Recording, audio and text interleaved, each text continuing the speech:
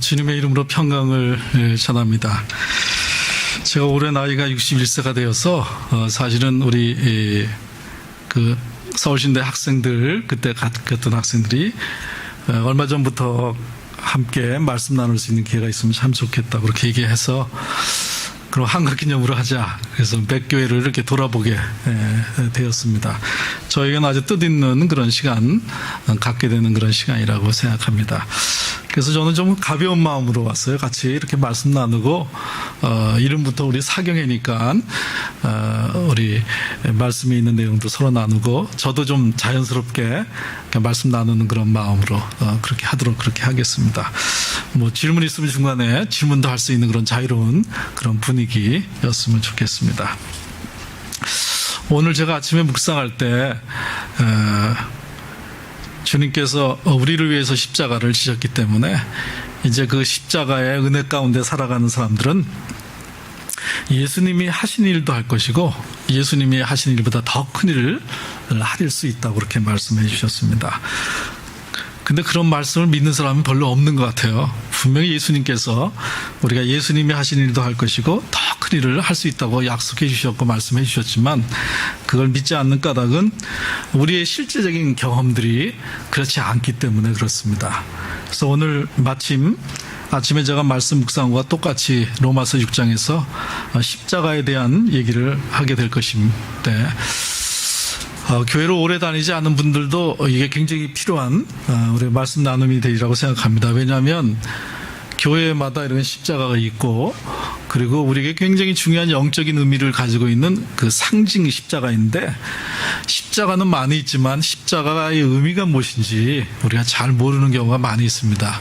설사 안 믿는 사람이라 할지라도 교회 십자가가 저런 의미구나. 그건 상식적으로도 우리가 알아야 될 필요가 있는 것이죠. 그리고 또 이 십자가는 믿는 사람들에게 너무 중요한 그런 의미가 있는 그런 표식이고 상징입니다. 혹시 여러분 가운데 무엇인가 답답하고 그리고 영적으로 채워지지 않는 그런 갈증을 느끼고 있는데 방법도 모르고 어떻게 해야 될지 몰라서 그냥 무덤덤하게 다 삶이라는 것이 이런 것이지라고 생각하는 사람이 있다면 십자가의 은혜가 필요한 사람인데 그걸 모르기 때문에 그런 과정을 겪고 있는 것입니다. 또 어느 사람은 제 성질대로 교회를 다니지만 그 성질 하나 변화되지 않고 그 성질대로 살면서 조금도 잘못됐다고 생각하지 못하고 살아가는 그런 사람들이 있다면 그 사람들은 아직 십자가의 은혜를 모르는 사람들입니다. 염려와 불평, 원망과 비방 그런 것들이 가득 차 있으면서도 그것이 당연한 우리 인간적인 반응이지 이렇게 생각하면서 산다면 그 사람도 사실은 십자가의 은혜를 모르고 있는 사람들입니다. 은밀한 죄가 있으면서도 우리는 죄 문제를 해결한 구원을 받은 죄로부터 구원받은 사람이라고 이렇게 고백을 하고 산다 그런다면 그것 또한 십자가의 은혜를 모르는 사람들입니다.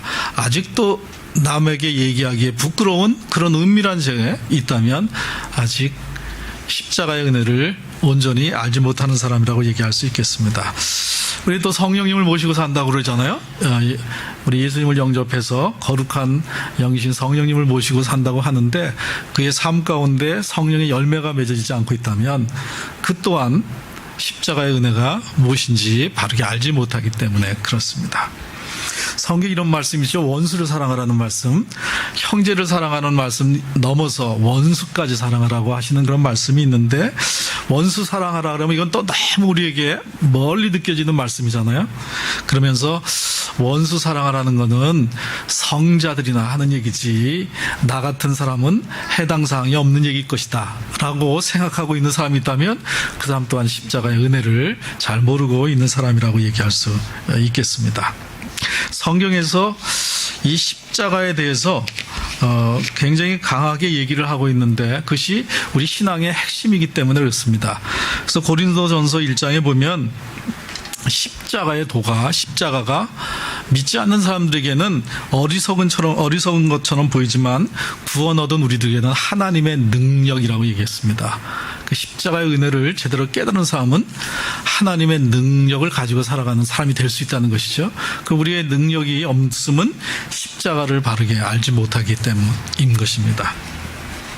그래서 사도 바울 사도는 자기는 이제 아무것도 알지 않기로 원하고 오직 예수님하고 십자가만 알기로 원한다고 그렇게 고백하면서 살았습니다.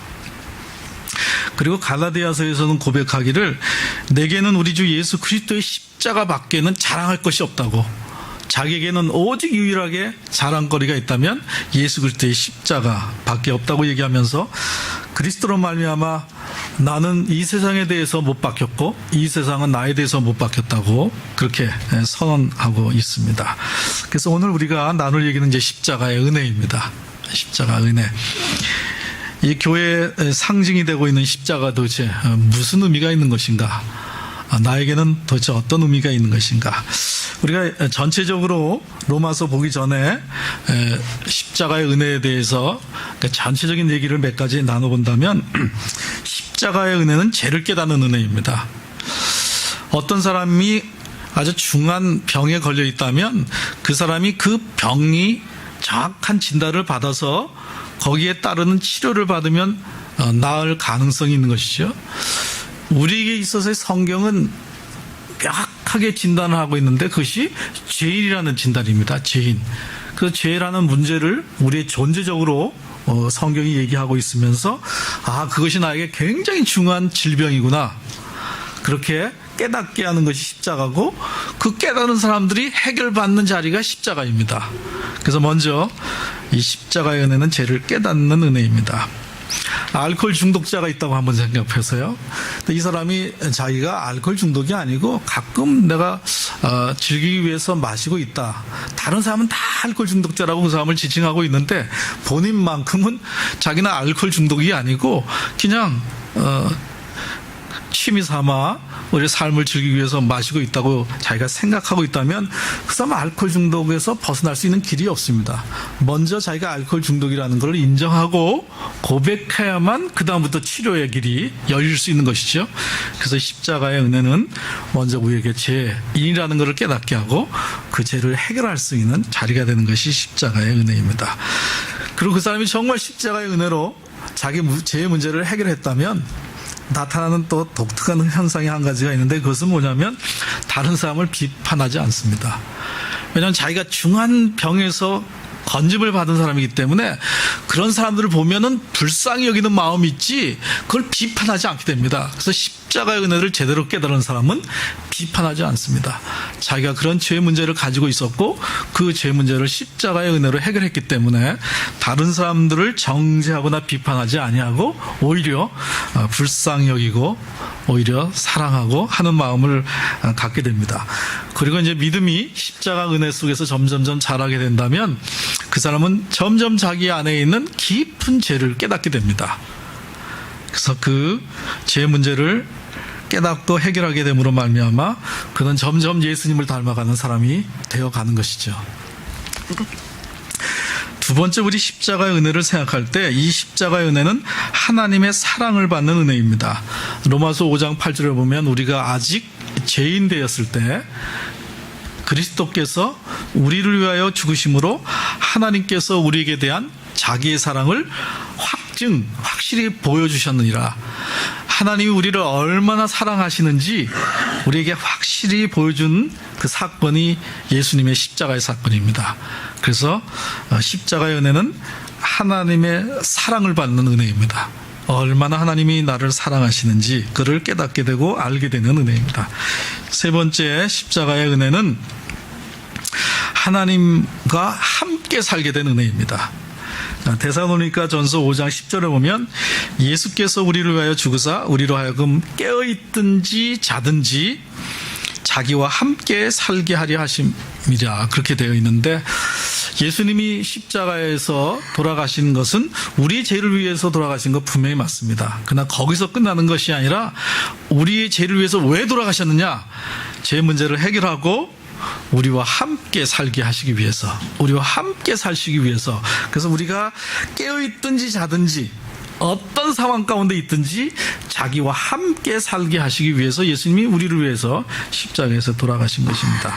그래서 십자가의 은혜를 제대로 깨닫고 느끼고 살아가는 사람들은 예수님과 함께 사는 것입니다. 예수님과 함께 공부하고 예수님과 함께 비즈니스하고 예수님과 함께 직장생활하고 예수님과 함께 하는 삶을 삽니다.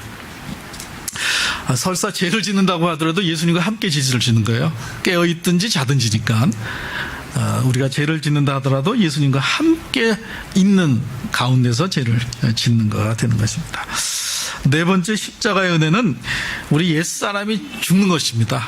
십자가에서 예수님과 함께 죽고 새 사람으로 이제 살게 되는 그것이 십자가의 은혜로 말미암은 일이기 때문에 이렇게 옛사람이 죽고 새 사람으로 살게 되었다는 것을 또 확증하기 위해서 오신 분이 성령님이십니다. 예수님의 영이신 성령님이 이제 옛사람이 죽었고 새 사람으로 되었다라고 확증하시기 위해서 우리에게 성령님으로 오셔서 우리가 점점 이제는 예수님 닮아가면서 하나님의 뜻을 따라 살 수 있도록 우리를 인도해 주시는 분으로 오신 분이 성령님이십니다. 그래서 성령님과 함께 살고 성령님을 따라 살고 성령님으로 행하고 살아가는 것이 이제 그리스도인의 삶이 되는 것이죠. 그래서 이런 우리 일반적인 이해를 가지고 오늘 본 우리 로마서 6장 얘기를 우리 같이 살펴보도록 그렇게 하겠습니다.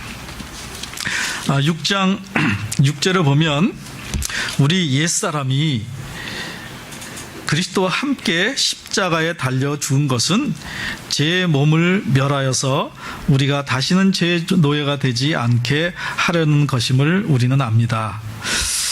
우리 옛사람은 예수님 믿기 전에 우리의 사람이죠. 이 옛사람의 특징은 욕심으로 사는 것입니다. 이 옛사람의 특징은 이기적으로 사는 것입니다. 그래서 예수님 믿기 전에 이 세상의 모든 사람들의 특징은 자기중심적으로 사는 것입니다. 이기적으로 욕심을 따라서 고상하지 않느냐 차이는 있습니다. 고상하게 이기적으로 사는 사람이 있고 유치하게 이기적인 사람들을 사는 사람이 있지만 모두 다 우리는 이기적으로 자기중심적으로 살 수밖에 없습니다. 그거를 성경은 옛사람이라고 얘기하고 또 다르게 표현해서 제 몸이라고도 얘기합니다. 그래서 6절에 그렇게 돼 있죠. 우리 옛사람이 그리스도와 함께 십자가에 달려 죽은 것은 제 몸을 멸하여서 우리가 다시는 제 노예가 되지 않게 하려는 것임을 우리가 압니다. 그래서 이 제 몸이라고 부르면서 이 제 몸이 예수님이 십자가에 달리실 때 같이 달린 겁니다. 같이 달려서 이제는 그 제 몸이 십자가에 같이 달려서 이제는 우리가 제가 끄는 대로 살지 아니하고 제 노예가 되지 아니하고 이제 하나님의 뜻을 따라 살아가는 그런 사람이 되었다는 것입니다. 7절 죽은 사람은 이미 죄의 세력에서 해방되었습니다. 십자가에서 옛사람이 죽은 사람은 이미 죄가 끄는 대로 사는 삶에서 벗어나게 되었다는 것입니다. 8절 우리가 그리스도와 함께 죽었으면 그와 함께 우리도 또한 살아날 것임을 믿습니다. 이제 이게 우리의 믿음의 내용이죠. 우리가 예수님과 함께 죽고 예수님과 함께 사는 것, 이것이 또한 세례의 의미이기도 합니다. 9절입니다. 우리가 알기로 그리스도께서는 죽은 사람들 가운데서 살아나셔서 다시는 죽지 않으시며 다시는 죽음이 그를 지배하지 못합니다. 그리스도께서 죽으신 죽음은 죄에 대해서 단번에 죽으신 것이요 그분이 사시는 삶은 하나님을 위하여 사시는 것입니다. 예수님이 죽으신 죽음은 죄에 대해서 죽으신 것이고 그분이 사시는 삶은 하나님을 위하여 하나님 앞에 살아가는 그런 삶인 것입니다. 근데 이것이 예수님만의 삶이 아니라 우리의 삶이라는 걸 지금 설명하기 위해서 예수님의 삶을 얘기하신 것입니다. 11절 이와 같이 여러분들도 죄에 대해서는 죽은 사람이요 하나님을 위해서는 그리스도 예수 안에서 살고 있는 사람이라는 걸 알아야 됩니다. 우리는 죄에 대해서 죽은 사람입니다. 이미 예수님 십자가에 달려 돌아가실 때 우리의 그 옛사람, 우리의 제 몸도 함께 달려서 죽었습니다. 그리고 이제는 하나님을 위하여 하나님의 말씀대로 살아가고 있는 사람인 것입니다.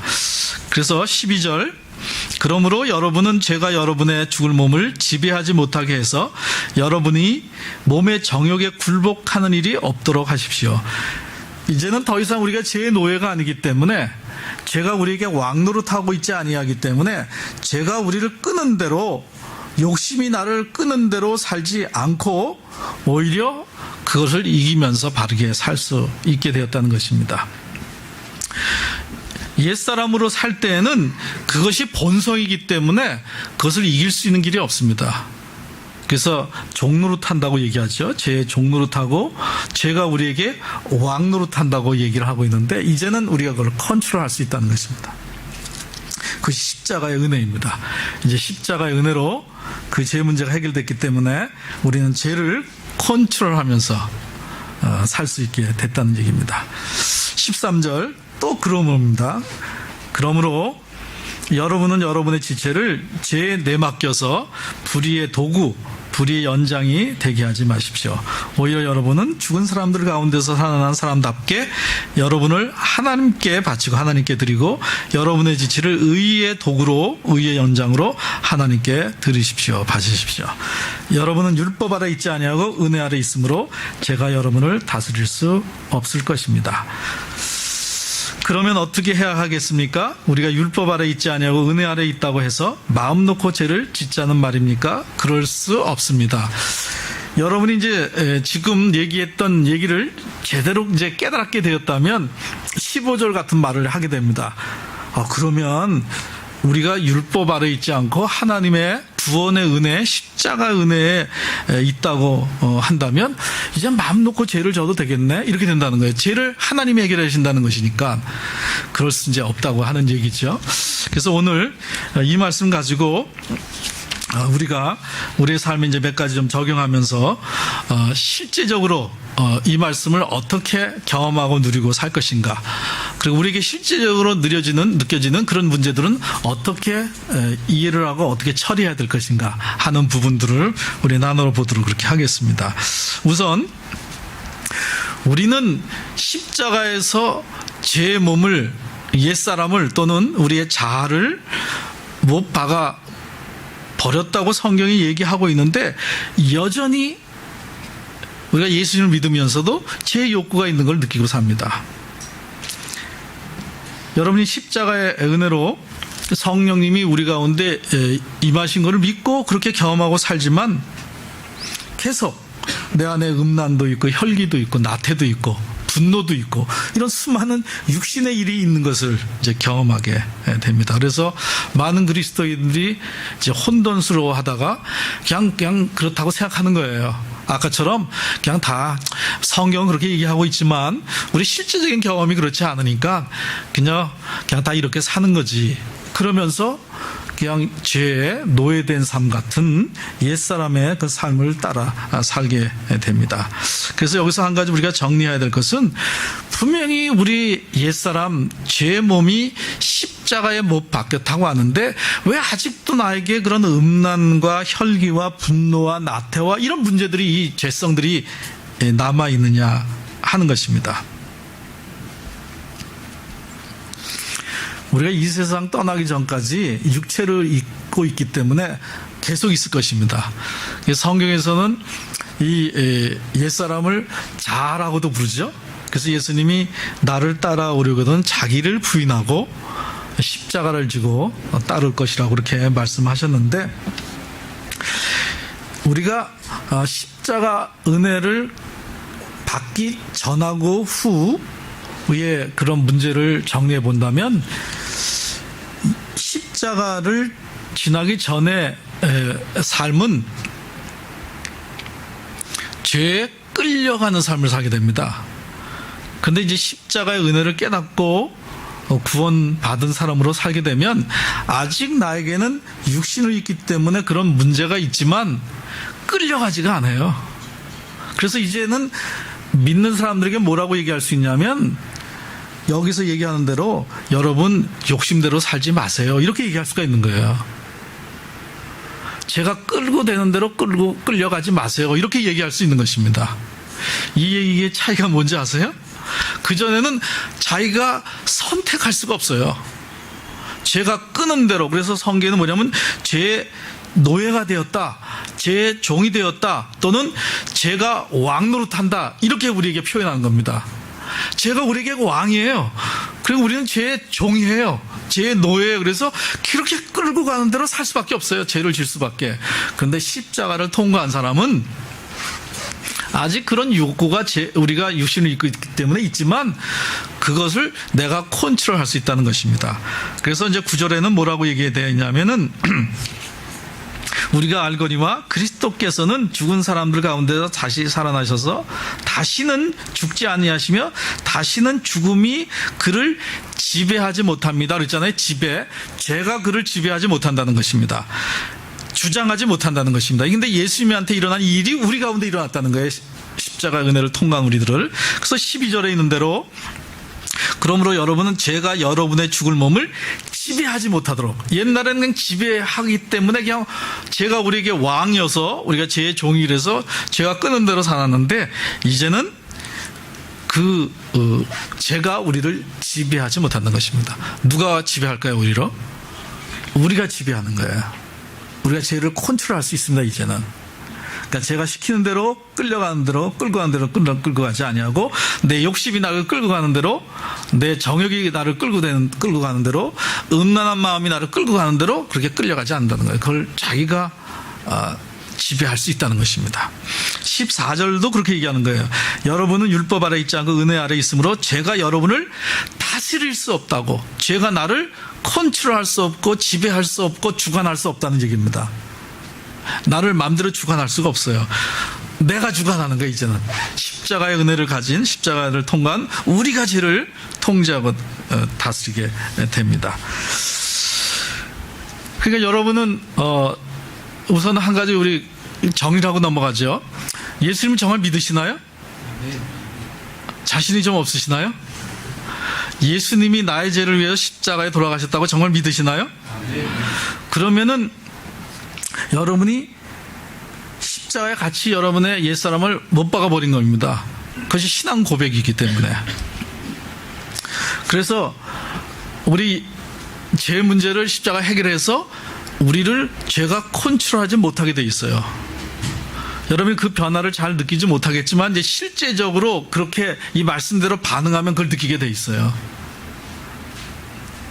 그래서 그런 만약에 죄나 욕구가 올 때는 그 문제를 어떻게 처리하면 되냐면, 우리가 그것이 죄이기 때문에 요한일서 1장 9절은 만일 우리가 우리의 죄를 자백하면 하나님은 의로우시고 미쁘셔서 우리 죄를 사하시고 모든 무리에서 우리를 깨끗하게 하신다 그랬어요. 그러니까 우리가 그 죄 문제가 드러날 때마다 우리는 그냥 고백하면 되는 거예요. 이미 십자가에서 해결됐기 때문에 고백하면 되는 거예요. 하나님 앞에. 이런 죄가 또 있네요, 나한테. 그래서 고백하면 됩니다. 그러면 그거를 사하시고 깨끗하게 하시는 분은 누구라고요? 하나님이 하시는 거예요. 우리가 죄 문제를 처리하는 게 아니라 하나님이 처리하시는 겁니다. 더 정확하게 하면 우리 안에 계신 예수님이 그걸 처리하시는 것입니다. 내가 죄를 처리하는 게 아니라 예수님이 처리하시는 거예요.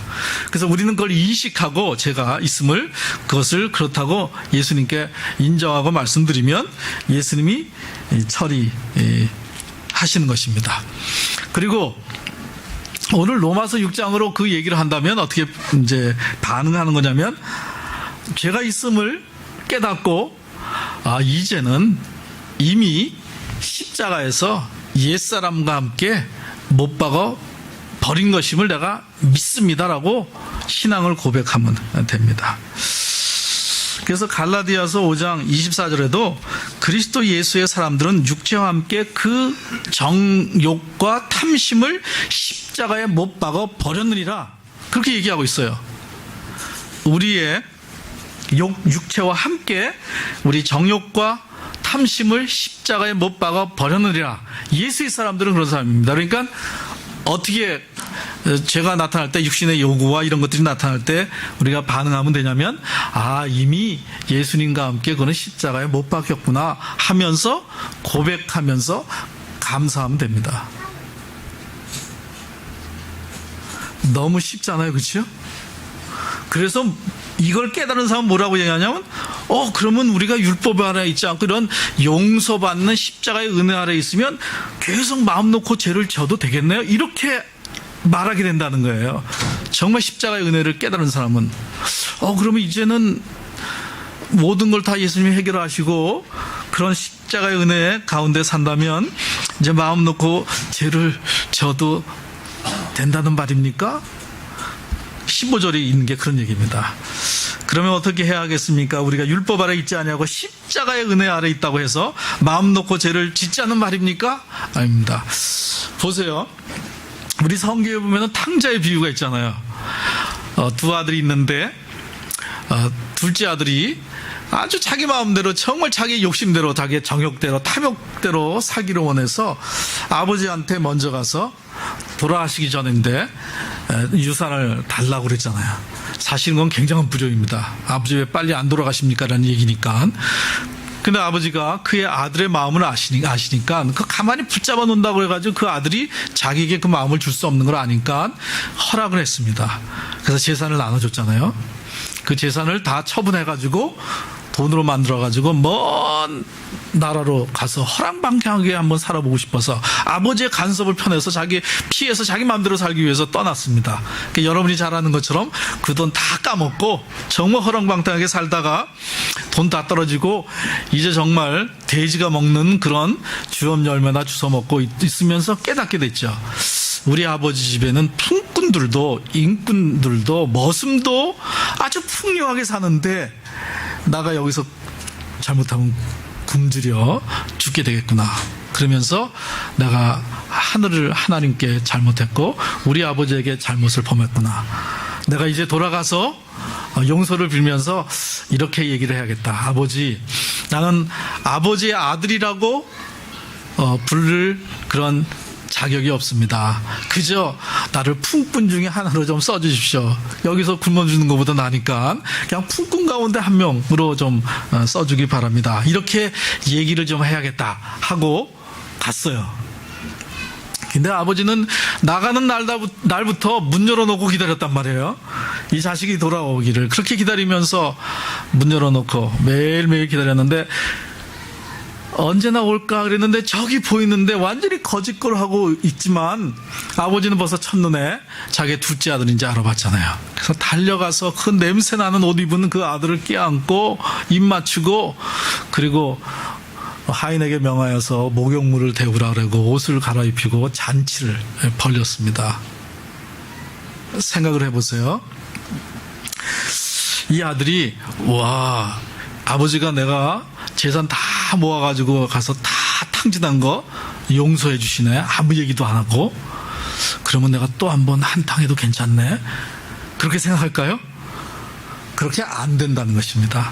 아버지가 다 용서하니까 내가 또 한번 한탕해야겠다. 이렇게 안 된다는 것입니다. 십자가의 은혜로 죄를 사함받은 사람이 십자가의 은혜로 우리가 계속 죄를 져도 다 해결이 된다고? 그러면 계속 죄를 져도 되겠네? 실제적으로는 그렇게 안 됩니다. 정말 탕자같이 그 십자가의 은혜로 용서받은 그런 은혜가 있는 사람들은 죄를 점점점 멀리하게 됩니다. 더 아버지를 사랑하게 됩니다. 근데 문제는 첫째 아들이었어요. 첫째 아들은 그 부모님의 은혜 아래 있으면서도 불구하고 둘째 아들만큼도 그걸 누리지를 못했어요. 사실은 아버지가 재산을 나눠줄 때에는 첫째 아들에게 2배를 나눠줬습니다.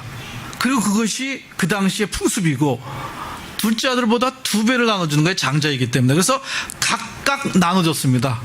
나눠줬는데 이 첫째 아들은 그걸 자기 재산이라고 생각하지 않고 자기는 그냥 품꾼으로 생각한 거예요. 그래서 열심히 일을 했는데 아버지가 자기가 그렇게 열심히 일하는 걸 알아주지 않고 이 지금 허랑방탕하게 살다가 재산 다 탕진한 둘째 아들이 돌아오니까 막 살찐 송아지를 잡고 난리를 피는 거예요. 그래서 안 들어가는 겁니다.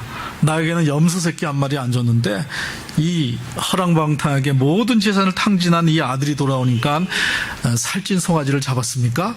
그래서 집에 안 들어가는 거예요. 그래서 저는 나름대로 생각을 했어요. 그래서 그게 어떻게 됐을까? 성경 여기까지만 얘기하고 끝나거든요. 끝나는데 그 다음에 어떻게 됐을까? 큰 아들이 안 들어오니까 작은 아들처럼 가출한 거예요. 가출했는데 이 큰 아들에게 있어서의 문제는 작은 아들은 그래도 재산을 가지고 나가서 가출했는데 이 큰 아들은 일하고 밭에서 일하고 돌아오다가 잔치하는 거 보고선 기분 나빠서 그냥 나간 거거든요. 그래서 돈 하나도 안 갖고선 가출을 했어요. 그래서 그냥 그 인신매매범 같은 사람들에게 잡혀가지고 팔려가지고 아주 정말 죽도록 고생하고 있는 거죠.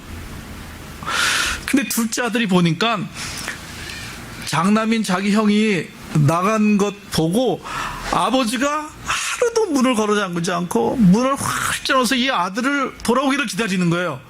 보니까 우리 아버지가 나 나갔을 때도 이랬었구나 그렇게 생각하면서 아버지의 마음이 느껴지기 시작하면서 그가 돈을 이렇게 차려가지고 형을 찾으러 가는 거예요. 가출한 형을 찾으러. 그래서 수소문그 때 형을 찾아서 그 돈 다 지불하고 형 데리고 돌아와서 아버지의 큰 기쁨을 회복하게 해준 아들이 되는 것. 그게 어쩌면 전도 아니겠어요? 아버지의 마음을 은혜로 받은 그 둘째 아들의 모습입니다. 그래서 점점 이제 하나님의 마음을 이해하게 되고 예수님을 이제 닮아가는 사람으로 십자가 은혜를 깨달은 사람들이 그렇게 되죠. 그래서 은혜를 깨달은 사람은 죄를 져도 그냥 다 용서가 되네. 그래서 한탕 또 해야겠네. 이렇게 안 됩니다. 실제적으로는 정말로 하나님의 은혜를 깨달은 사람은 십자가의 은혜를 깨달은 사람은 죄를 점점 멀리하게 됩니다. 그게 십자가의 은혜입니다. 그래서 로마서 5장 그 앞부분에는 뭐라고 되냐면 이는 죄가 사망 안에서 왕노릇한 것 같이 은혜도 또한 의로 말미암아 왕노릇하여 우리 주 예수 그리스도로 말미암아 영생에 이르게 하려 함이라. 이런 말이 지금 무슨 말인지는 잘 안 들리지만요, 십자가의 은혜를 통해서 이것을 보면 내가 예수님 믿기 전에는, 십자가의 은혜를 알기 전에는 죄가 왕노릇했다는 거예요. 그래서 죄가 나를 끄는 대로 살았는데 이제는 누가 왕노릇한다고요? 이제는 예수님이 왕노릇하신다는 거예요. 내 안에 예수님이 오셔서. 그러니까 우리는 죄를 따라 예전에는 살았는데 이제는 십자가를 지난 사람들은 예수님이 우리에게 왕으로 오셨기 때문에 예수님을 따라 사는 삶이 되었다는 얘기입니다. 이것이 십자가를 통과하면서 우리에게 굉장히 중요한 변화로 온 것입니다. 예수님이 우리의 왕이 되셨다는 거예요. 내 안에 오셔서. 만약 내가 염려한다면 뭐가 왕이 된 건가요? 염려가 왕이 됐다는 거예요. 그게 죄 가운데 하나가 염려니까.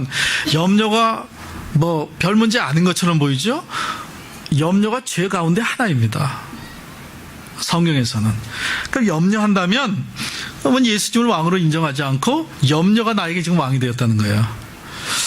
불안한 것도 마찬가지고 분노도 그렇고 나에게 있는 욕심도 그렇고 또는 음란하는 것도 그렇고 그런 것들이 나에게 왕이 되어서 나를 이끌어가는 삶을 살았는데 이제는 예수님이 왕이 되어서 설사 내 안에 아직 육신으로 있기 때문에 그 육적인 그런 음란과 염려와 불안과 분노가 있을지라도 예수님을 왕으로 인정하면서 그 문제를 우리는 극복해 나가는 그런 사람이 되었다는 것입니다. 그래서 이 죄가 우리를 통제하고 지배하고 주관하고 주장하지 못한다는 것이에요.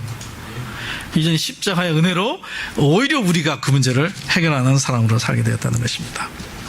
어느 심리학 상담 교수님이 이제 선교사 지망생들에게 그들이 이제 선교 나가기 전에 여러 가지 심리적인 거나 상담 이런 것들을 이제 가르치면서 그들을 또 내적인 좀 치유도 하고 하는 시간을 갖게 되었는데 이 선교사를 훈련하고 치료했던 이 상담학 교수가 선교사들을 치료하면서 굉장한 그 아픔을 갖게 되었다 그렇게 고백하는 얘기를 했습니다. 그게 뭐냐면 선교사 지망생이라면 우리로 보면 굉장히 헌신된 사람 아니겠어요, 그렇죠? 교회에서 헌신된 사람 아니겠어요? 그 사람이 이제는 자기 목숨 걸고 위험한 데로 나가서 아직 예수님 모르는 사람들에게 자기의 생명을 드리겠다는 얘기 아니겠어요, 그렇죠? 그냥 가장 탑 클래스의 우리 교인이라고 얘기할 수 있는 사람들이 선교사, 지망생이라고 할 수 있는데 그들의 너무너무 마음에 상처가 많은 거예요. 부모로 받은 상처, 누구에게 또 받은 상처, 이런저런 일로 인하여 어떤 문제가 있는 그런 마음의 상처들, 신앙에 열심을 있는데도 불구하고 그런 수많은 그런 상처들이 있는 거예요. 그래서 이 상담한 교수가 탄식하고 안타까워하는 이유는 뭐냐면 이런 사람들이 이런 상태로 선교지에 가면 그 선교지에 있는 현지인들을 수없이 상처를 주게 될 것이다. 그리고 선교사들과 수없는 문제와 다툼과 갈등 가운데 살게 될 것이다. 그래서 이게 안타깝다 하는 얘기. 교회 안에도 마찬가지죠. 신앙에 열심히 있는 사람들이 계속해서 문제를 일으킵니다. 육이 활동하는 거예요. 육이. 분노와 염려와 이런 여러 가지 자기 자아와 욕심과 이런 것들이 막 문제를 일으켜서 교회 안에 다툼과 수많은 문제들이 있습니다. LA에 있는 어떤 교회, 여러분이 그 생명의 삶 하면 그거 배우잖아요. LA에 있는 어떤 두 장로님의 싸움. 그 피아노 때문에 있는 싸움 있잖아요.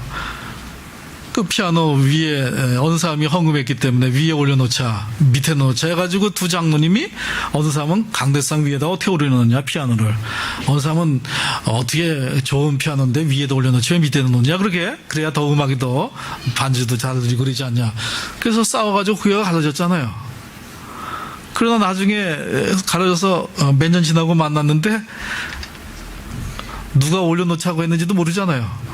장로님 당신이 올려놓자고 그랬어? 내가 올려놓자고 그랬어? 그 광대상 위에. 그런 것도 모르는 것처럼 그렇게 교회에 정말 유치하게 싸우고 유치한 문제 때문에 문제가 일어나고 그랬는데 도대체 그럼 이 문제를 어떻게 해결하자 이거예요.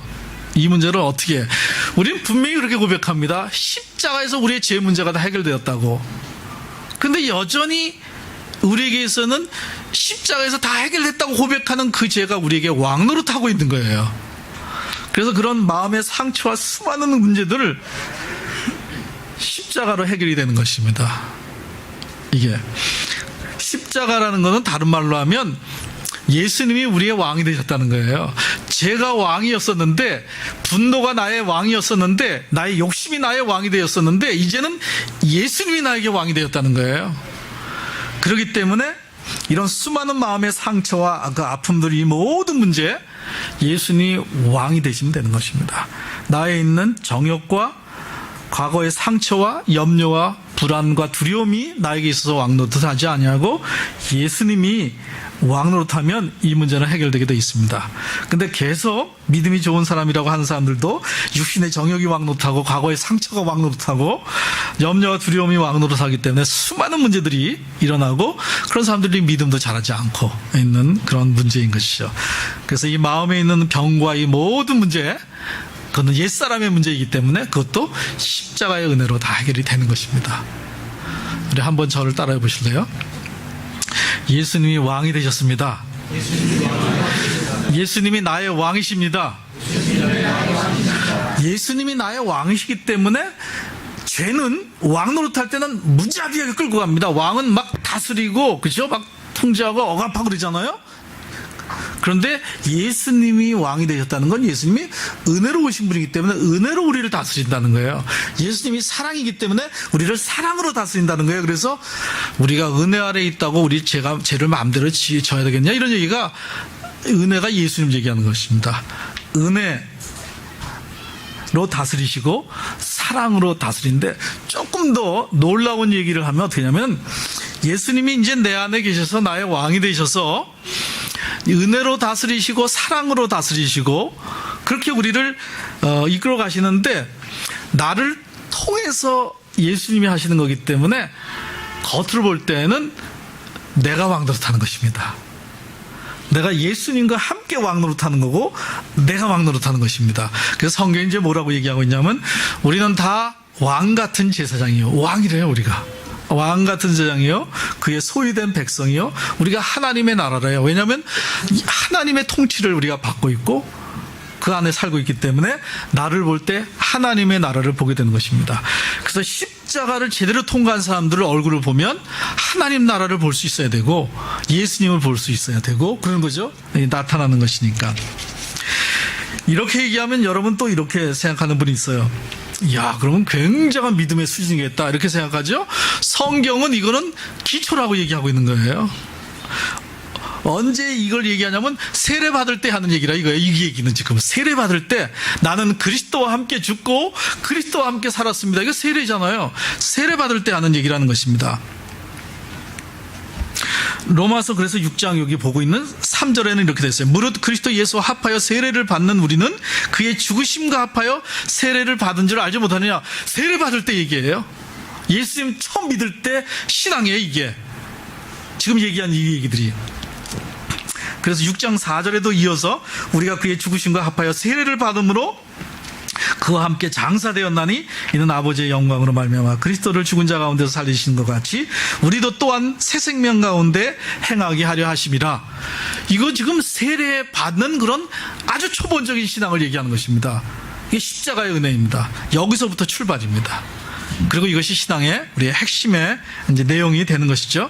그래서 우리가 지금 굉장한 신앙의 경지를 얘기하고 있는 게 아니라 기초를 얘기하고 막 집을 짓는 거라면 토대를 닦는 그걸 얘기하는 겁니다. 그래서 바탕을 잘 닦아놔야 거기에 집을 올려도 집이 무너지지 않는 거예요. 그렇죠? 비가 몰아치고 폭풍이 와도 무너지지 않는 것은 기초가 바르게 되기 때문에 우리가 이 기초의 십자가로 이 기초의 신앙의 기초를 바르게 하지 않으면 신앙생활은 계속 넘어집니다. 그리고 별 힘도 없습니다.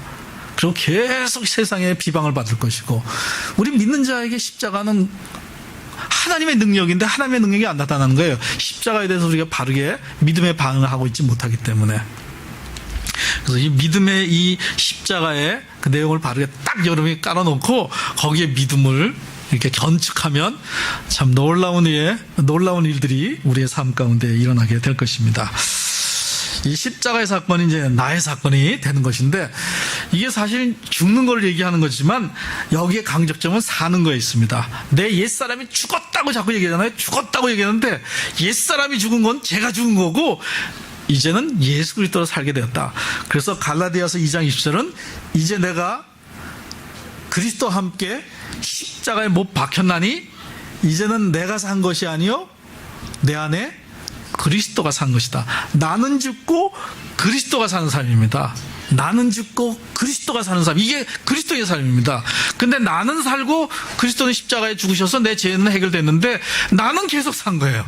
그렇기 때문에 수많은 다툼과 아픔과 상처와 서로 이런 것들이 나타나게 되어 있습니다. 그렇다고 해서 내가 뭐 날마다 죽었습니다 이래가지고 한다고 해서 죽는 게 아니고 이미 죽었어요. 여기서 다시 그런 문제가 일어났을 때마다 죽습니다라는 게 아니라 이미 죽은 거니까 십자가에서 죽은 것을 믿음으로 믿고 고백하고 감사로 받아들이는 거예요. 그래서 이게 너무 쉬워서 은혜예요. 은혜는 거저 주는 선물이잖아요. 다른 분이 다 해놓으신 거예요. 예수님이 다 해놓으신 거예요. 십자가에서. 우리는 그 은혜를 받는 거예요. 부모가 그 고통과 진통과 그러면서 아이를 낳은 거예요. 아이에게 대해서 생명이 주어진 거예요. 고생은 부모가 한 것이죠. 근데 그거로 말미암아 아이가 생명을 받은 것처럼 예수님이 십자가의 그 고통과 고난과 그 모든 걸 통해서 우리가 이 생명을 받았습니다. 그래서 이 십자가의 은혜는 우리의 그 죄 문제와 우리의 모든 존재의 문제를 해결하는 것이 되어서 그건 이미 다 이루신 것이기 때문에 우리가 믿고 고백하면서 감사로 받아들이면 됩니다. 그래서 우리 안에 그런 죄가 나타날 때마다 우리가 또다시 죽이는 게 아니라 이미 죽었음을, 십자가에 죽었음을, 그리고 예수님이 처리하셨음을 믿고 고백하고 감사하는 거예요. 그건 할 수 있겠죠? 그래서 여기서 하나만 더 그러면 여기서 조금 더 나가냐고 우리 젊은 분들이 많으시니까 여러분 그 포르노를 보고 싶을 때 있지 않아요? 지금 크리스찬 가운데 50%가 성중독자인 거 아십니까? 뭐 일반인도 지금 마찬가지예요. 일반인은 조금 더 있을지 모르지만 제가 예전에 몇 년 전에 통계는 10%였습니다. 10%. 근데 지금은 그게 비율이 높여서 50%예요. 그러니까 옆에 분 한번 보세요. 둘 중에 하나니까. 둘 중에 하나.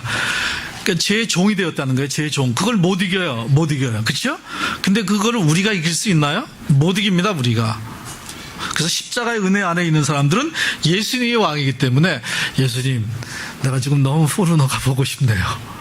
이 죄가 저를 끌고 가네요. 이렇게 고백하는 거예요. 그러면 해결이 됩니다. 예수님이 처리해 주시니까. 그런데 해결 안 되면 예수님하고 같이 보는 거예요. 이게 십자가의 은혜예요. 죄 가운데로 같이 들어가면 여러분은 이제 뭐냐면 그런 죄가 나타나는 건 꼭 포르노만 아니라 염려도 마찬가지입니다. 염려가 있을 때 염려는 굉장히 고상한 것처럼 얘기하죠. 염려도 음란과 똑같은 죄로 취급합니다. 성경에서는. 불신이기 때문에. 하나님을 안 믿는 것이기 때문에. 그 염려가 있는데 막 걱정하는 거죠. 자기가 걱정해요. 그러니까 이걸 느끼고 이미 다 처리됐음을 믿고 예수님, 내가 이런 거 있습니다. 고백하면 예수님이 사하시고 깨끗하게 해주시는 거예요. 그런데 계속 염려가 있을 수 있잖아요. 그때는 예수님 손 놓치지 말고 붙잡고 있어야 되는 거예요. 근데 우리는 보통 그런 죄가 일어날 때는 하나님이 좀 가까이 있는 게 좀 거꾸롭잖아요. 아까 포르노를 본다 그럴 때는 좀 거꾸롭잖아요. 그래서 예수님은 여기다가 딱 내 안에 모시고 있지만 조금 이렇게 빼놔가지고 저쪽에 계시고 자기 혼자만 가서 이렇게 봐야 되는 거예요. 그러면 계속 죄에 빠져요. 근데 예수님하고 같이 가잖아요. 그럼 예수님이 이겨주는 거예요, 죄를요. 예수님이 그걸 이겨준다니까요. 그래서 이런 얘기를 했더니 어떤 분이 그렇게 한번 해봤대요. 정말 막 보고 싶어서 봤는데 예수님 너무 보고 싶네요. 그러면서 예수님 같이 보시죠. 그래서 이제 같이를 봤대요. 그랬더니 그때 예수님이 얘기하시는 거예요. 네가 저 사람들의 마음의 상태를 한번 생각해봤냐? 그 영혼을 한번 볼 생각이 없냐? 그들의 황폐한 심령들이 혹시 보이지 않냐? 그래서 그 벌거벗은 여자들 앞에 놓고 막 회개하고 눈물로 기도하고 그들을 위해서 그렇게 했다는 얘기를 와서 간증하더라고요. 그렇죠? 우리가 죄를 못 이깁니다. 죄를 당했으면서도 자꾸 예수님을 멀리 해버리는 거예요. 멀리하면 더 거기에 못 이기는 거예요. 예수님이 우리의 왕이셔서 왕으로서 예수님이 그걸 이기셔야 우리가 이길 수 있는데 그런 일 있을 때는 더 가까이 그분은 떠나지도 않고 내가 자든지 깨든지 있는 거니까 사실 계신 것인데 우리가 자꾸 의식적으로 그분을 멀리하는 거예요. 죄가 있을 때 더 가까이 해야 됩니다. 그 십자가의 은혜를 아는 사람들이 행하는 일입니다. 그래서 오늘 그거를 좀 잘했던 한 사람의 예를 제가 들으면서 오늘 얘기를 우리 정리하기를 이렇게 원합니다. 지금 우리 신앙의 가장 핵심적이면서 기초를 얘기하는 것입니다. 이 기초가 안 닦여지면 우리 믿음은 안 자랍니다. 계속 집을 졌다가 무너지고 그러는 거예요. 계속 무너지고. 근데 이게 기초가 딱 잡으면 우리는 계속 가는 것만큼 우리 믿음의 집이 잘 젖어서 정말 믿는 사람의 삶이 무엇인지를 경험하고 이렇게 살게 될 것입니다. 어느 신앙생활 잘하는 사람이 있었는데 그 사람의 친구가 그를 오랜만에 만난 거예요. 근데 너무너무 변화가 돼 있어가지고 깜짝 놀랄 정도로 아주 변화가 돼 있어가지고 이 친구를 본 이 친구가 궁금한 거예요. 그래서 너 도대체 무슨 일이 있었냐? 이렇게 친구가 물었어요. 그랬더니 있었다는 거예요.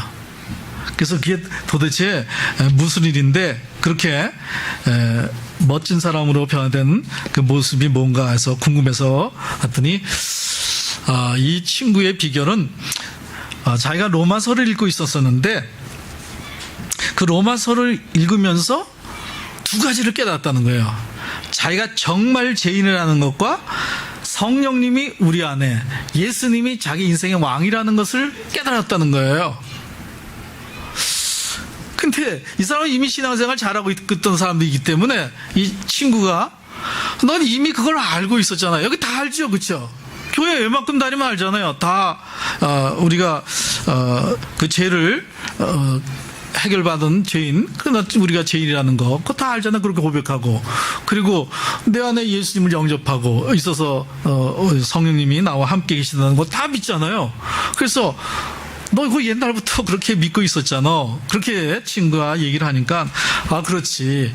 근데 믿고 있었었는데 요번에 로마서를 통해서 나는 정말 죄인이라는 것과 성령님이 내 안에 정말로 오셨다는 걸 깨달았어. 아니 그거 옛날에 믿었잖아. 믿었는데 요번에는 실제적으로 자기에게 이제 깨달아지고 경험되었다는 거예요. 내가 죄인이라는 것들을 알고 있었는데 그전에는 죄인이라는 것을 알고 있어서 혹시 죄를 짓게 되면 나 또 이 죄를 졌네. 크리스찬으로 또 내가 이렇게 죄를 졌네. 이렇게 자책하고 고민도 하고 이 사람이 신실한 크리스찬이었기 때문에 그 죄 가운데 있는 것을 갈등하고 아파하고 그랬어요. 그런데 요번에 죄를 깨닫고 나서는 아파하지 않고 하나님 저 또 죄를 졌네요. 아이 제가 이렇게 하는 일마다 이렇게 죄를 참 많이 짓네요. 그러면서 툴툴 털어버리고 금방 일어날 수 있게 돼요. 이게 십자가의 은혜를 깨달은 사람입니다. 죄는 우리가 해결하는 게 아니에요. 죄는 또 우리가 이길 수 있는 것이 아니에요.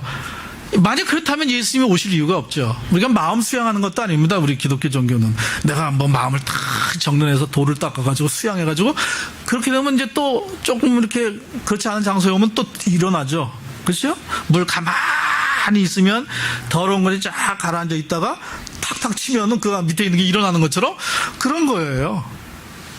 그래서 마음 수양할 때 가만히 있으면 뭐가 되는 것 같다가도 좀 뭐 그런 분위기 있으면 다 일어나죠 마음에.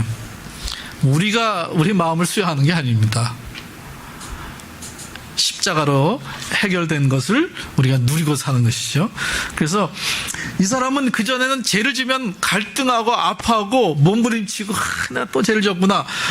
어쩌면 그것도 참 건강한 반응이죠. 그렇죠? 이제는 그렇게 안 해요. 하나님 죄를 졌네요. 이렇게 십자가에서 해결됐음을 믿고 툴툴 털어버리면서 또 바로 살게 되었고 이게 십자가의 은혜를 이제 제대로 깨닫는 사람의 반응입니다. 여러분이 혹시 읽으실지 모르지만 브라더 로렌스라는 사람이 16세기에 있었었는데 이 사람이 그리스도의 임재 연습이라는 책을 썼는데 사실 이 사람이 쓴 게 아니고 그 사람의 편지를 후대 사람이 묶어가지고 책을 냈어요.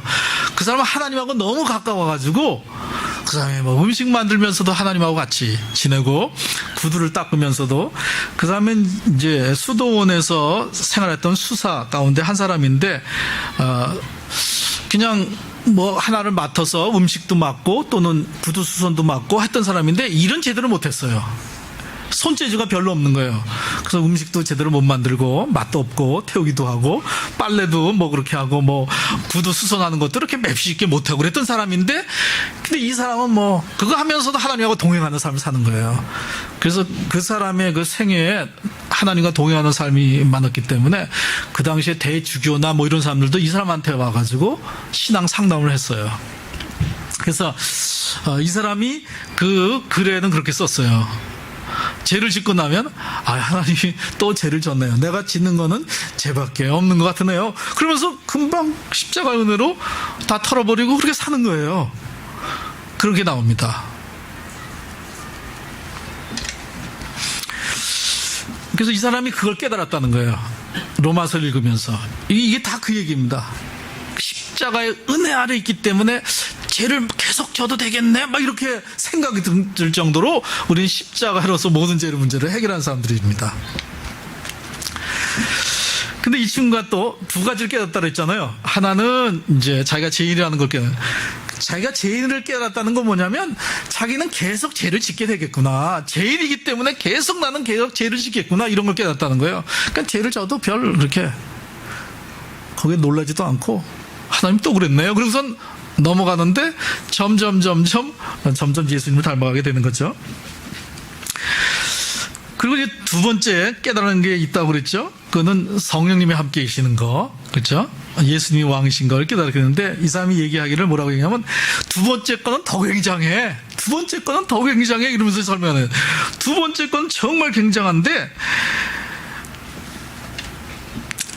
내가 만일 어떤 일을 해서 좋은 일을 했다면 그건 내가 한 게 아니고 내 안에 예수님이 하신 거야. 그거는 내가 한 게 아니고 내 안에 성령님이 하셨다는 것을 내가 깨달은 거야. 그런 거예요. 만약 우리가 좋은 일을 어떤 했으면 이게 성령님이 하신 거구나, 그걸 깨달았다는 거예요. 그전에는 죄도 지었는 거, 그 괴로워하는 것도 자기였고, 뭔가 좋은 일 하려고 하고 하나님 말씀대로 살려고 하는 것도 자기의 아주 열심으로 그랬었는데, 이제는 내 안에 그리스도가 사시는 거예요, 정말.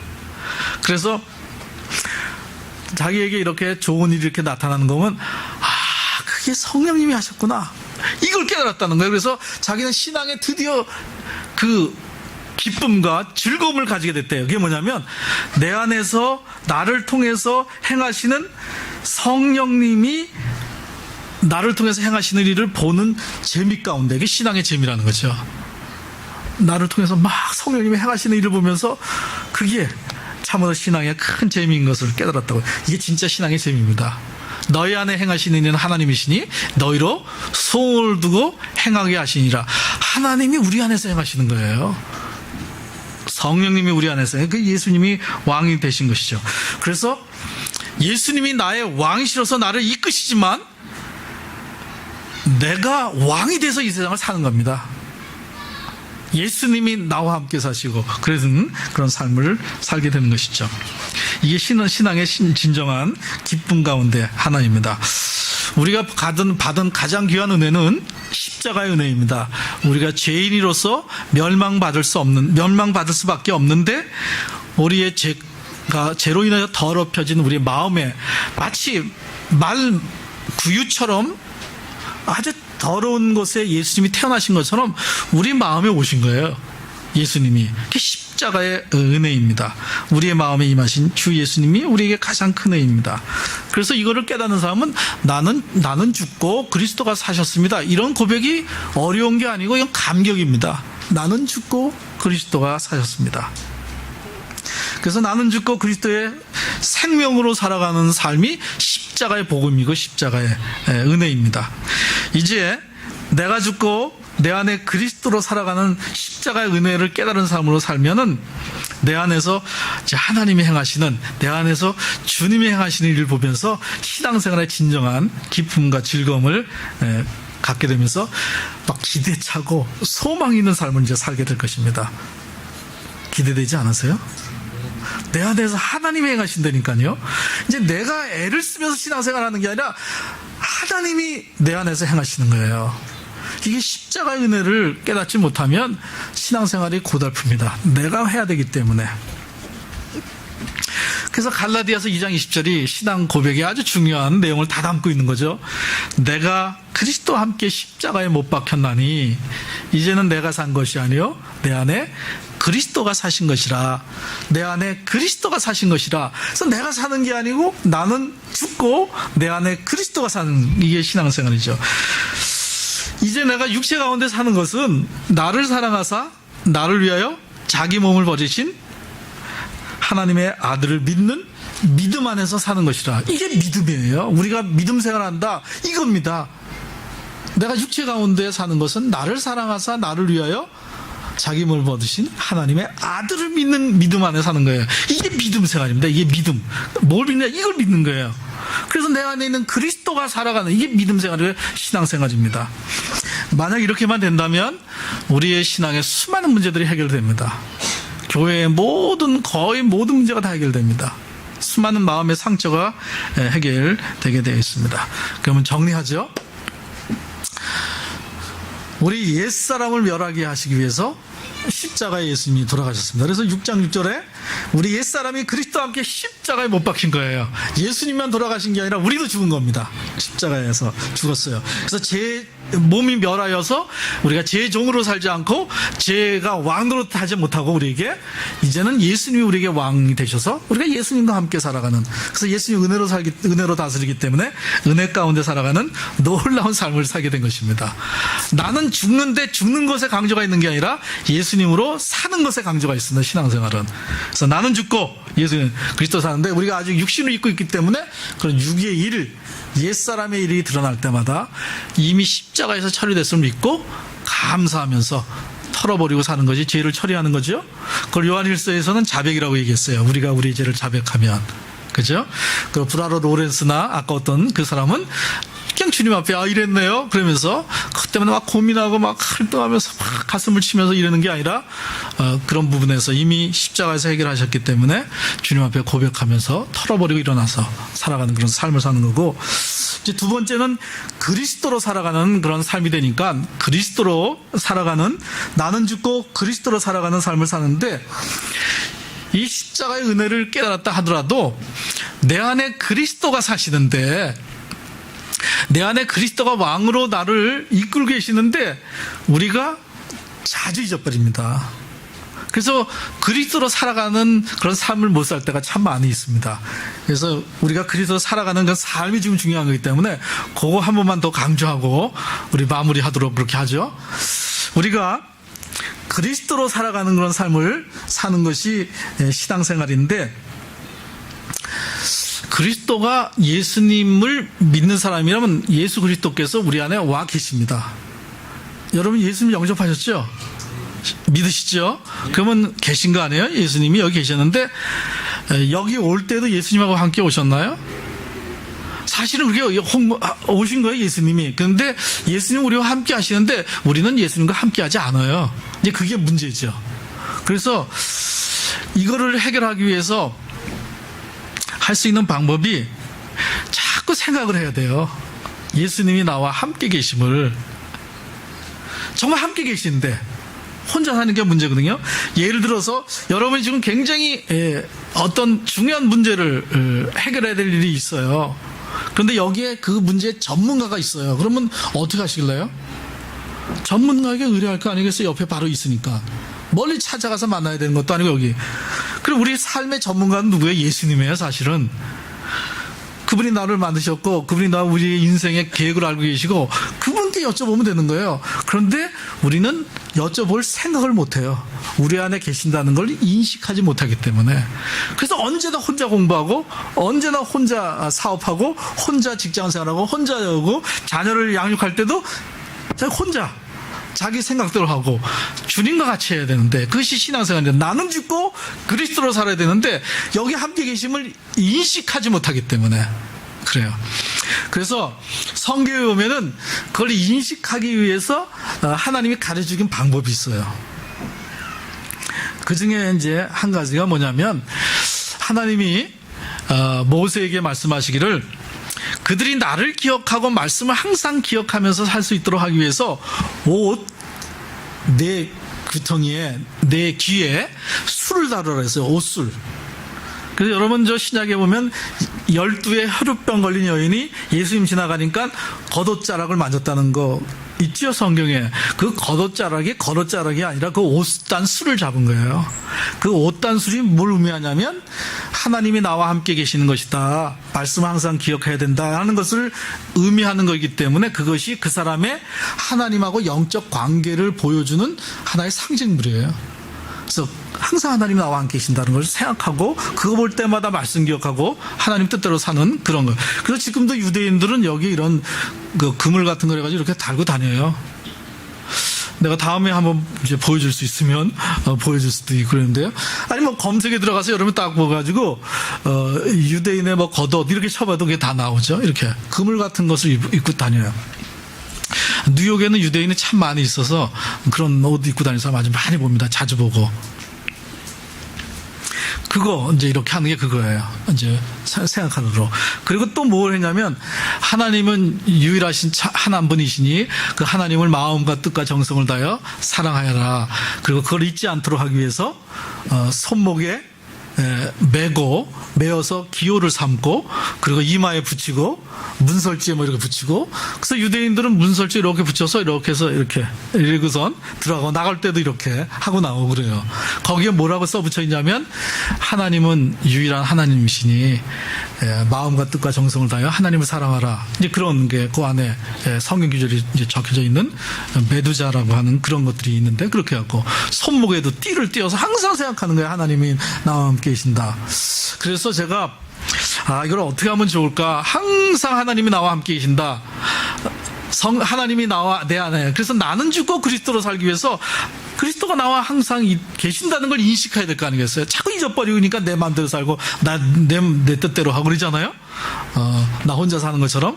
그래서 어떻게 하면 예수님과 함께 살 수 있을까 그러다가 제가 손목에 메고 그리고 옷단에 수를 하라 그래서 옷단수를 손목에 매자.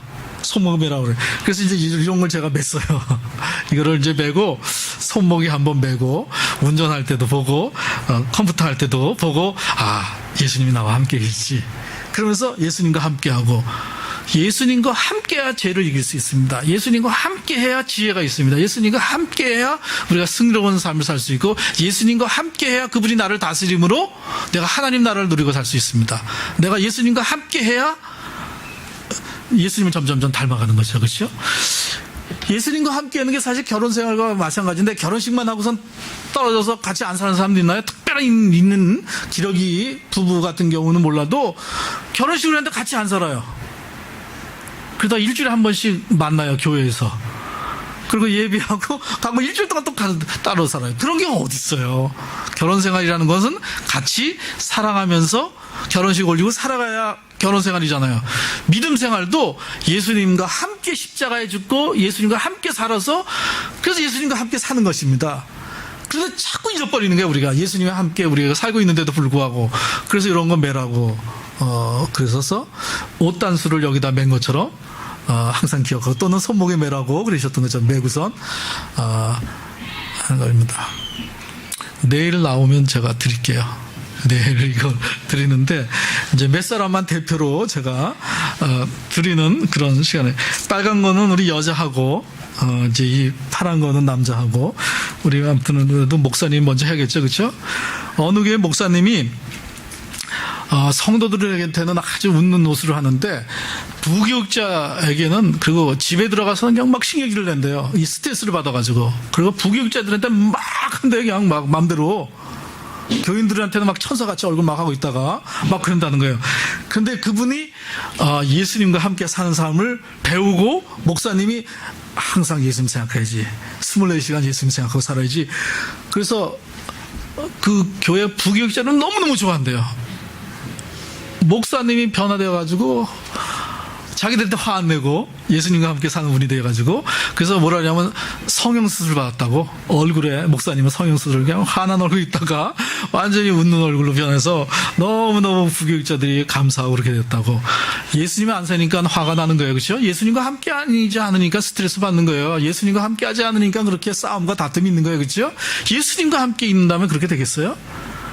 예수님 정말 십자가에 우리의 죄 문제를 해결하셔서 함께 정말 하고 있는데 믿는 자들에게 그걸 자꾸 우리는 인식하지 않고 살아서 수많은 문제 가운데 상처 입고 그러면서 살죠. 이제 목사님부터 이제 매일 24시간 주님과 동행하는 데서 얼마나 멋진 목사님이 되는가 이제 우리 기대가 됩니다. 이제 인간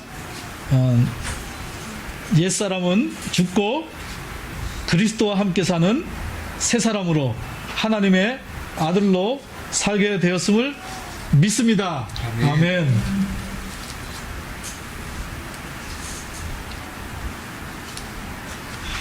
우리 이제 얼마나 변하는가, 이 목사님 통해서 하나님이 어떤 놀라운 일을 이루시는가 좀 봅시다. 놀라운 일들이 있을 겁니다. 그렇죠? 우리 안에 막 놀라운 일이면 목사님이라고 해서 아니냐, 그게 아니라 목사님 안에 있는 그리스도께서 성령님께서 저런 놀라운 일들이 이루시는구나. 우린 또 그렇게 하나님께 영광 돌리고 그랬으면 좋겠습니다. 우리 민보이 우리 사모님 나오셔서 하고 이게 제가 주고하는 최고의 선물이 될지 모르겠어요. 그렇죠? 오른손. 자, 우리 옛사람은 죽고 하나님의 사람으로 새 사람으로 그리스도 살아가는 그런 사람이 되었습니다. 자, 이건 남편이 마무리해주세요.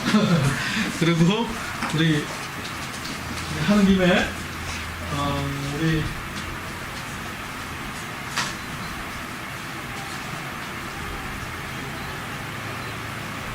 자, 그러면은 우리 저기 여기 두 사람이 한 사람씩만 더 우리 한 사람만 우리 세 사람이 그래서 여러분 가운데 나도 꼭 하고 싶다, 오늘 꼭 했으면 좋겠다 하는 사람 있으면 남자 2명, 여자 1명 나오실래?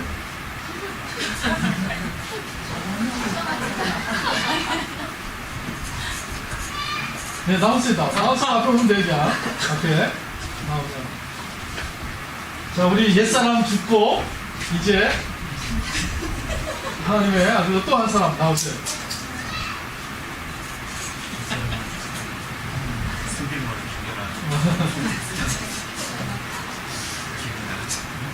자, 이제 옛사람 죽고 새 사람으로 삽니다. 나중에 뭐 화가 나면 딱 쳐다보고 이제 주님 이렇게 화냈습니다. 그래서 사랑 받고 정말 멋진 하나님의 아들로 살기를 바랍니다.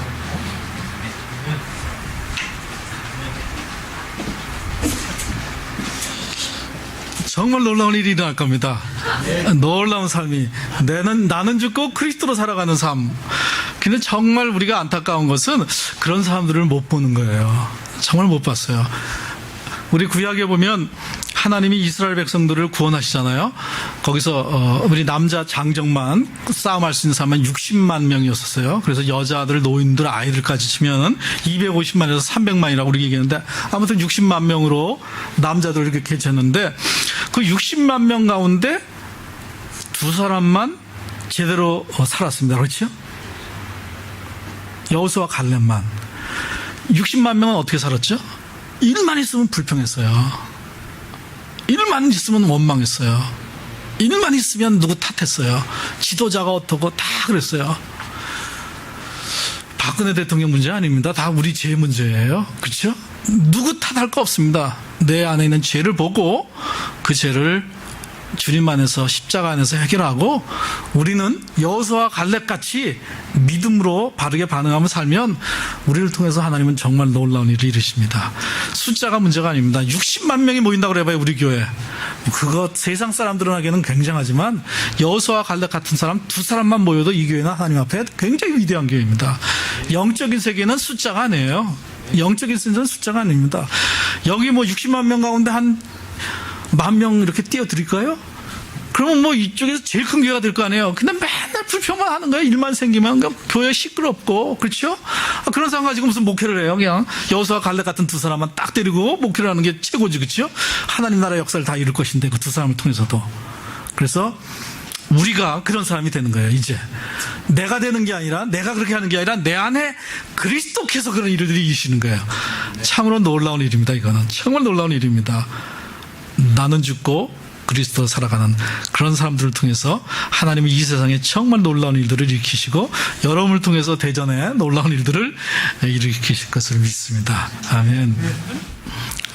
우리가 십자가의 은혜에 대해서 신앙생활의 가장 기초이면서 핵심이면서 가장 토대입니다. 그렇죠? 여기에 이제 우리가 집을 짓고 나가는 것이기 때문에 여러분이 이런 부분에 분명히 정리하고 나가면 신앙생활에 큰 또 진전도 있고 발전도 있게 되리라 그렇게 생각합니다. 다 안 그래도 되잖아요. 그렇죠? 여기서 몇 사람만, 여호수아 같은 사람만 딱 반응하면 그게 이제 흘러가가지고 저렇게 하는 거구나 그렇게 이제 보면서 또 될 수도 있으리라고 생각이 듭니다. 그래서 아직 잘 못 깨닫다 하더라도 이제 깨달은 사람들이 그렇게 살아야 되죠. 그렇죠? 살면서 그런 일들이 있으리라고 생각합니다. 이게 신앙생활의 처음이고 우리의 핵심적인 내용인데 이 내용 여러분 잊지 마시고 계속 기억하면서 신앙생활 한다면 여러분의 믿음의 굉장한 진전과 변화되는 그런 모습들을 조만간 경험하면서 사는 여러분들이 될 것입니다. 내가 살지 않고 내 안에 막 그리스도가 사는 그런 삶들에 대해서 주위에 믿지 않는 사람들도 여러분 보면서 그렇게 얘기하는 그런 얘기를 듣는 여러분이 되리라 그렇게 생각이 듭니다. 네, 마치겠습니다.